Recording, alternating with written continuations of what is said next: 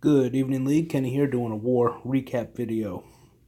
Wanted to show some really good stuff from our war that ended a couple days ago against the Bandit Gods. We have a lot of really good Town Hall 11 action to showcase here. So without further ado, let's go ahead and dive right into it. Starting with Zip on enemy number 1 here.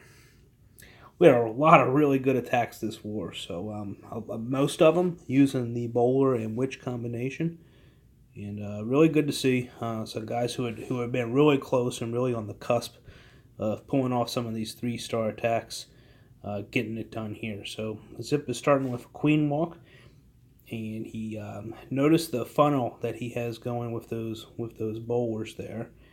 To make sure Queen's going to go the way that he wants, and ultimately I believe those bowlers also pick off that air defense before they can do any damage to those healers. So that was a really good choice there by Zip.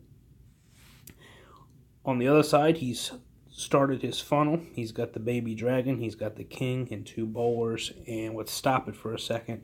You can see, so the funnel is definitely complete, right?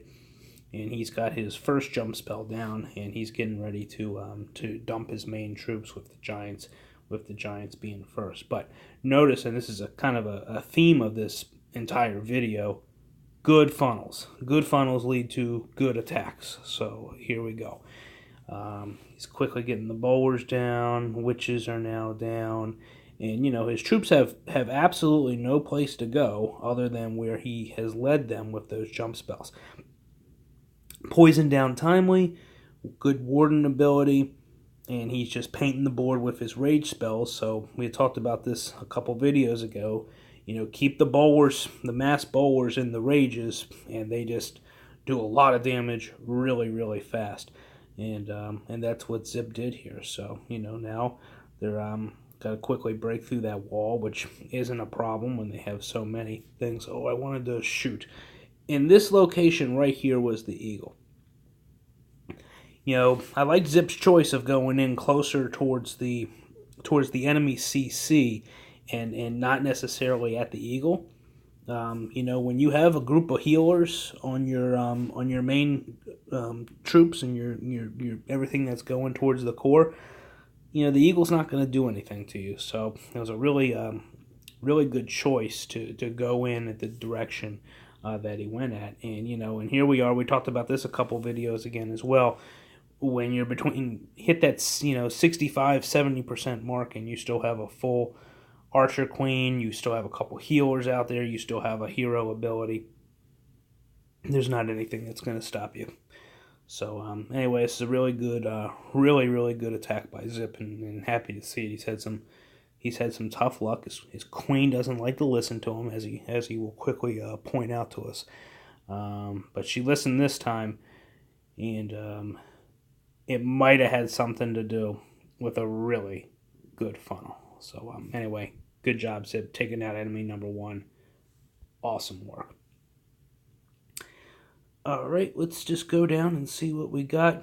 Floorwax 99%, 1% shy of being on the video. No, I won't do that to you.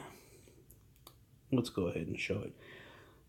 Similar build, right? Because this build with the bowlers and witches is also very good on the ring style basis. So let's go ahead and see what Wax does here. Wax has been on a streak, right? He's been 3-star in 11 pretty much every war for like the last 3 or 4 wars. I think his streak has ended, I think. Forgive me if I'm wrong about that one, but it's been a heck of a run. So he goes ahead and he has to use his queen ability a little early there, because she was starting to run low, and then he triggered a giant bomb, and so good move. You got to save her, so whatever you got to do at that point. But it was good reflexes to get her taken care of. He's got the poison down on the enemy CC. He sees which way she's going, and so he quickly drops his giants and his bowlers and witches to get them going. Now he is going to use a really timely freeze his queen was about to go down there on that single set Inferno, and it was a really great spell drop, right? Because it saved his queen, and now everything's going in towards the center, and he's going to get the eagle.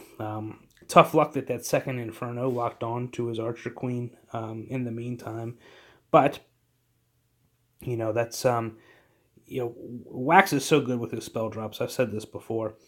In this case, him quickly using his queen ability, saving his queen, and then that quick use of the freeze spell to save the queen again was some really quick thinking on his part. So, now his troops have split on him, which is usually tough to recover from on these ring bases. But he again a really strong attack, and he just I believe he runs out of time and not out of gas on this one. But we're gonna find out in a second.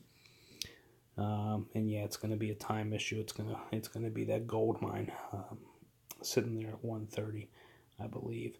Really good attack though, Wax. Well done. Another really good war. Kenny 89%. He's a slacker. Nope. I guess he got this one. That'd be me. What did I do? I can't remember. Oh yeah, Queen Walk. So we see this is a pretty common base here. And we've had a lot of success on it, and this has typically been the way that we've gotten it. So start with the Queen Walk, taking her from 9 towards noon. The goal here is you want to get the enemy queen. Don't necessarily have to lure the CC on this one. You can get it a little bit later. So we will show that. And I'll go ahead and double speed this one, breaking in with the wall breakers, and eventually dropping the king, a couple bowlers, I believe, to establish the funnel. And first jump spell is down, and here come the rest of the troops again. So the king, you're almost sacrificing your king just to establish a funnel, and that's okay. It's worth it with this style raid. Usually the eagle will either lock on to the king or to the giants. In this case, they locked on to the giants, and then you pop the king ability, and a vast majority of the troops have gone center here. Okay, and we got the second jump down. That jump is going to ultimately, the first set of troops going through there are not going to take the jump. They're going to keep going around the ring, and that's good. And then the second group is going to take that jump and work on that Inferno and the Town Hall. So at this point, I'm feeling pretty good about this. The healers are still going. The queen is still going at full health. Get a little lucky. That the witches take that jump to work on that single set Inferno, and they get it down, and then there's just too many troops left for this base to handle. So another 3-star for the good guys there. Next on the list, Bullet taking on enemy number 5. And we have another ring style base, and with this one, Bullet is doing a similar build, but he has brought the P.E.K.K.A. in to instead of using some of the witches. So I can't remember where John starts this one at. That's right. Here we go. Queen Walk, Baby Dragon in to get the funnel started. A wizard to help out with that funnel, and the funnel is now set, and Queen is going to drive down to the south. He draws out the enemy CC, gets a timely poison spell down, and he's going to quickly take care of that. He was going to have to use his Queen ability, so he instead wisely uses the Rage spell instead. And now things are going pretty good. And now he is starting the other part of his funnel with the P.E.K.K.A. And he gets his jump spell down. And here come his giants and his bowlers and a lot of bowlers. And he also has his CC giants as well. And so this was an interesting one because Bullet has a choice to make here in a second. Okay, actually you see his jump spell is going down there, and you also see that he's holding back 5 bowlers for wherever he may need them. And so at this point, what happens is none of his troops take the jump, right? And they keep going around the ring. And so he then drops his remaining 5 bowlers. And I remember I was watching this one live, and I was like, well, what's he gonna do? Because he's got a ton of troops left, and he still has his 2 hero abilities, and he still has 2 rages. So, if he could have done a rewind here and saved that jump to let things just go around to the end and jump towards the core at the end of the raid, that would have worked. But I remember when I was watching this, I was like, is he going to use the rage on those bowlers that he just dropped? What's he going to do? And so, okay, so that rage is down, but they are not going to be able to get through that Inferno. So 5 bowlers on a single set Inferno without a heal isn't going to get it. So now, but he still has a lot of troops left. So let's watch and see how this thing is going to play out.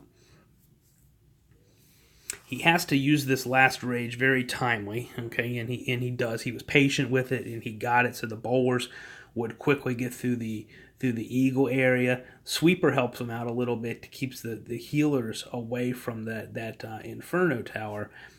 And, now he's really in pretty good shape, right, because he's got his healers, he's got, a handful of bowlers, and he still has a queen with an ability. So it's just going to be a little too much for the base to overcome. He pops the queen ability, takes out that one Inferno, the single set, which was the one that was a real threat, and he gets it done. So that was that was a 3-star, and he could have even done better. But the key with that one is when things sometimes don't go 100% your way, you need to kind of like stick with it, right? And don't give up. That was one where, sticking with his doing that good job with that last rage spell, and not panicking led to a 3-star. So that was good. So I showed Floorwax's 99% before I got down to his 100% 3-star. Okay, so Wax on this one, you notice I believe he is now using, I think he has 13 giants on this raid. I'm pretty sure he has CC giants on this one as well.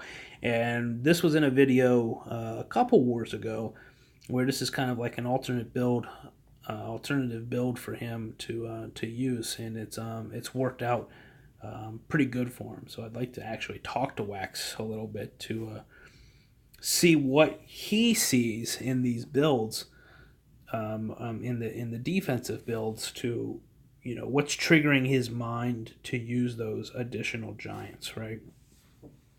So he's got the first batch of them down. He spreads them out, right? So they're protecting those wizards that are creating a funnel. And I lied. Whole thing was just a big lie because he had CC bowlers and not giants. Okay, his bowlers are down, and everything's starting to go around the ring, and his everything is alive. He has 2 heal spells. He gets the first one down, and that's going to protect things through the Eagle artillery. And now the Eagle's not going to be a threat because his queen and the few bowlers he has in the core have taken care of that. And he is taking out the enemy queen in just a second here. He used his second heal on the multi-set Inferno to keep his other bowlers alive. And, here we are at that 65% mark. And he just has a ton of troops left. I mean, that is a lot of bowlers. He still has 3 healers that are helping keep that king alive. And the bowlers are just going to be way too much for this base to be able to stop at this point, because it only has a handful of defenses left. So another great attack by Wax. He's been on fire. Let's see what we've got next. Gino with a 3-star, and this is on another max defense Town Hall 11. And Gino is also bringing the bowlers and witches. He quickly gets that baby dragon done down to start the funnel, and the queen walk has begun.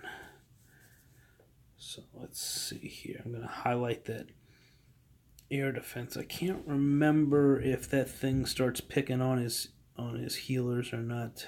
I think they pretty much stay out of range with the benefit of that air sweeper. And so he has now established a funnel on the other side using the king, broke a hole in the wall, and now, again, what's been the theme of a lot of these attacks, it's just a really good funnel. There is no place for these troops to go other than in the hole that he just made with those wall breakers. And so he gets his first jump down that's going to go towards the eagle, and everything is the troops are splitting a little bit now. Now they're coming back towards that jump spell. He has his poison down on the enemy CC. He needs to get that last rage down, and it's got to be coming. There it is.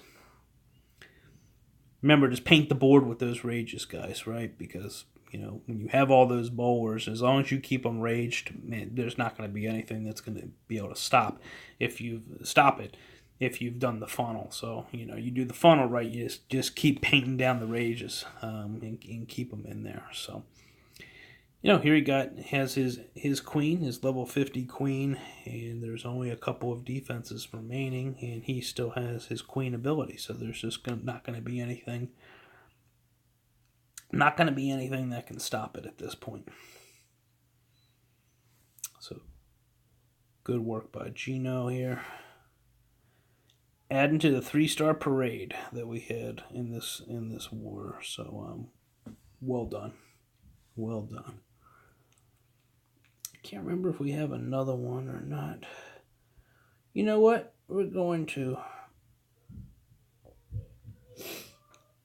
show it anyway. Jeff coming in with the same build, right? Because this build, it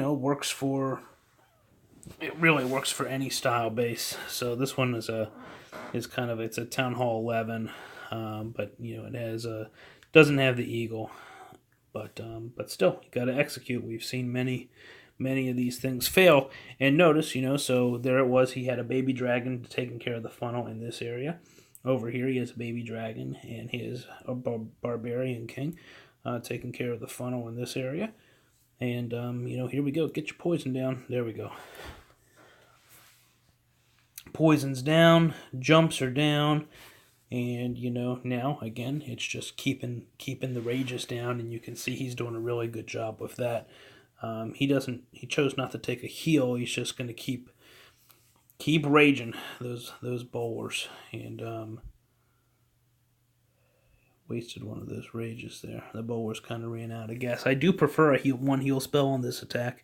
It just seems to kind of get them through that core area. It gets them through if they hit, if they happen to hit a couple of bombs and stuff like that. It's enough to carry them through. But Jeff just had too much offense for this base to handle. So great job. Anyway, guys, really good war. It was nice to see so many Town Hall 11 triples, and hopefully we will be seeing some more of those coming up. All right, thanks, guys. Have a good night.